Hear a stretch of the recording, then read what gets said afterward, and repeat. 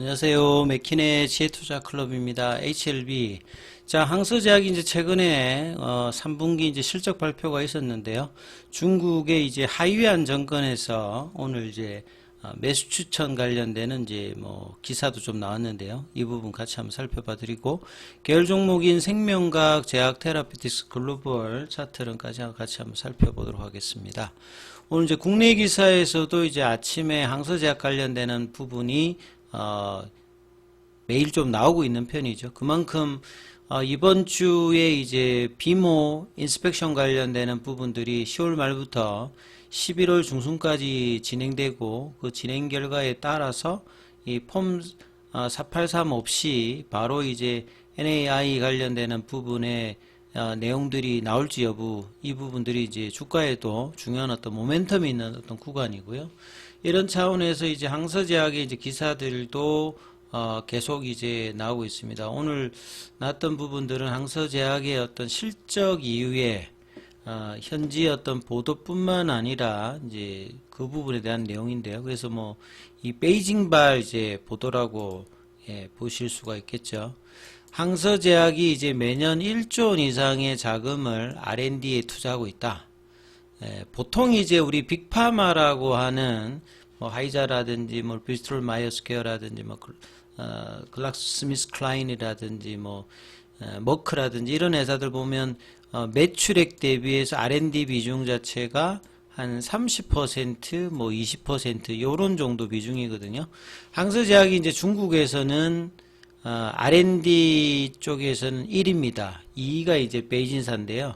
매출액 대비해서 보면 2021년도 23.9, 2022년도 29.8, 작년도 26.9니까 거의 빅파마와 거의 탑라인에서는 거의 대등한 수준이죠. 국내 같은 경우에는 이 R&D 비중 자체가 매출액 대비해서 보면 한 10% 안쪽입니다. 과거에는 뭐 그냥 금액으로 환산하면 한미나 뭐 유한양행 같은 경우에도 1000억대 이 정도밖에 투자를 안 했는데, 이런 부분들이 상당히 많이 바뀌었거든요. 한미제약이나 유한양행 같은 경우에도 그만큼 이제 신약 개발 관련된 R&D 비중을 계속 늘리고 있는데, 중국 쪽에서는 항서제약이 이제 이런 흐름을 하면서 하고 있고, 그래서 이런 부분들을 더 원활하기 위해서 내년도에 홍콩 증시에 2차 상장 관련되는 이야기들도 나오고 있는 상황이죠.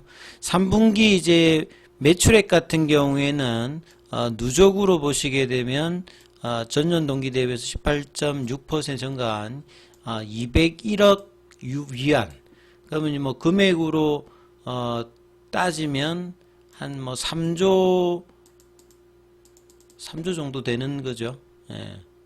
요 정도 이제 3조에서 4조 사이 정도가 나와 있고, 순이익 같은 경우에도 46 위안이니까 금액으로 따지면 한 뭐 7천억, 8천억 정도가 되는 정도의 그 흐름들을 보여주고 있습니다. 그리고 이제 분기로 이제 따져보면 분기에 이제 65억 위안 정도니까 거의 뭐 한 뭐 8천억 정도. 그 다음에 순이익 규모는 보시면 한 뭐 1000억에서 한 2000억 정도 사이 정도 이렇게 내고 있는 거죠. 그래서 상반기에 이제 그 머크 헬스케어 쪽으로부터 라이센스 어떤 계약금 관련되는 부분이 1억 6천만 유로가 들어오면서 순이익이 누적으로 이제 작년 대비 좀 증가되었고, 그 다음에 1분기에 ADC 쪽에서 3개의 약물이 FDA부터 이제 패스트 트랙 임상 자격을 획득했다. 그만큼 R&D 가치를 통해서 이제 기술 수출이라든지 이런 부분들이 원활하게 하면서 최근에 뭐 비만 쪽, 그 다음에 핫한 ADC 쪽까지 계속 이제 늘어나가고 있습니다. 그래서 매년 1조 이상의 금액으로 투자를 하고 있기 때문에 국내의 어떤 이제 R&D보다는 훨씬 많은 투자를 항서제약이 하고 있는 어떤 상황이죠. 1990년대에 설립된 항서제약은 아니고, 요게 항서제약이 이제 1970년대에 설립이 되었죠. 항서제약이 있는 이제 연운항 쪽에 이제 항구 쪽 보면 예전에 이제 뭐 국내 쪽에서도 이제 연운항 쪽에 이제 중국의 제약사들이 한 20개 정도 이렇게 모여 있는 곳이거든요.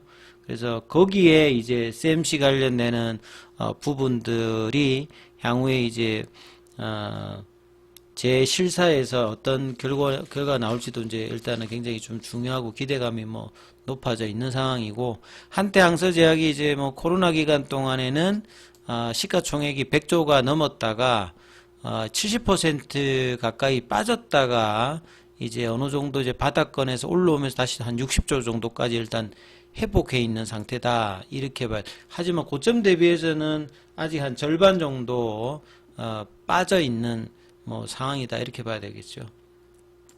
그래서 항서제약 같은 경우가 어제 이제 3분기 항서제약의 혁신 하이라이터에서 그 R&D 관련되는 부분에 어떤 기사들이 있었습니다. 그러니까 24일에 실적 발표가 있었고요.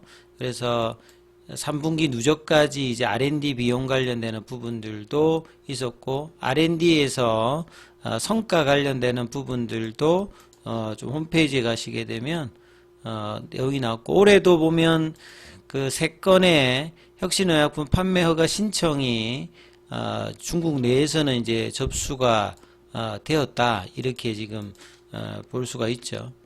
그리고 혁신 신약 하나가 시판 허가를 받아 있는 상태고, 그 다음에 동제 신청이 되은 게 PD-L1과 TGF 베타 R2 관련되는, 그러니까 뭐 이중항체 같아요. 그 다음에 이제 ADC 쪽, 그 다음에 이제 JAK1 관련되는 부분들 내용이 있습니다. 그리고 이제 제네릭 관련되는 부분에서는 미국에서 시판 허가 관련되는 부분에 대한 이야기들도 부비파카 이제 리보섬제 그 주사제하고 항암제에서 이제 타클리탁셀 관련되는 부분 내용들도 이제 언급이 되어 있고요.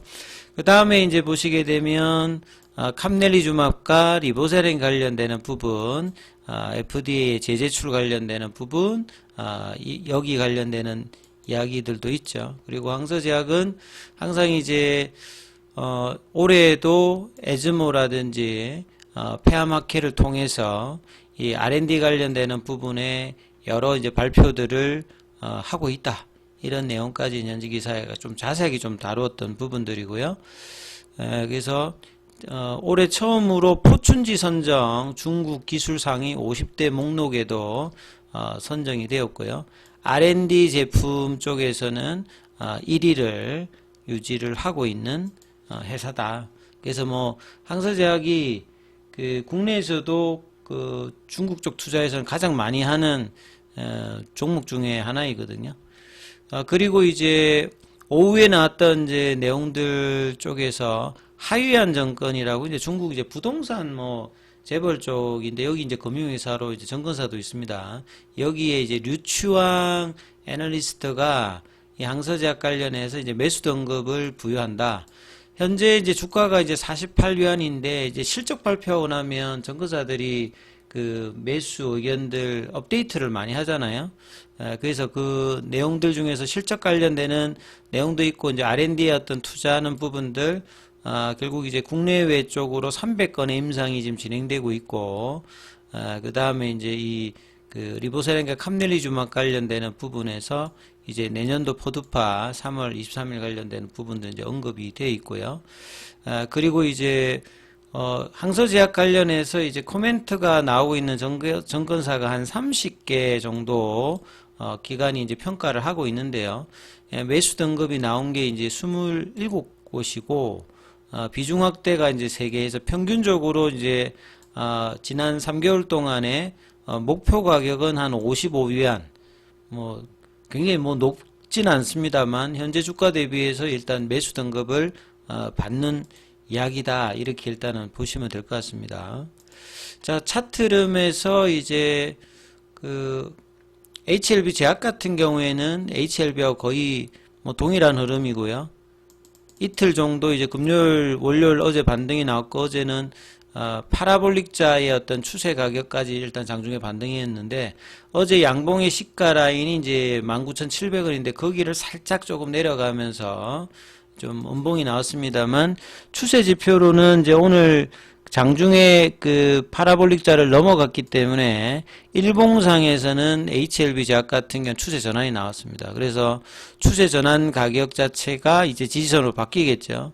여기 가격 자체가 18,650원입니다. 그래서 지금 대비해서 한 1,000원 정도, 한 5% 정도 이제 그 스프레드를 가지고 있기 때문에 여기에서 이제 견조한 흐름을 보이면서 윗단이 이제 2만원대 넘어서 2만 초반 21이평 관련되는 부분까지 흐름이 나올지 이런 어떤 이제 시도를 하는 이제 구간으로 일단은 바뀌어 있고요.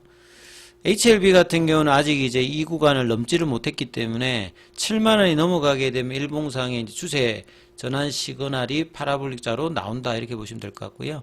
생명과학 같은 경우에도 이제 일봉상의 추세 전환 거의 한 달 만에 이제 바뀔지 여부가 이제 이번 주 결정되죠. 그래서 오늘 기준으로 보면 여기 파라볼릭자가 이제 9,100원대거든요. 그러니까 장중에 이제 이 부분이 올라가게 되면 추세 전환 시그널이 뜬다 이렇게 보시면 되겠죠. 그래서 거래량이 여전히 좀 부족합니다만 거래량의 어떤 증가가 좀 필요하고, 어제 좀 반등이 나왔던 테라페틱스는 어제 반등에 나왔던 양봉의 시가를 일단 종가상으로 이탈하면서 밑꼬리가 나와서 이제 많이 밀리진 않았습니다만 9,000원 언더에서 21선 밑단으로 조금 하회되는 모습을 좀 보였고요.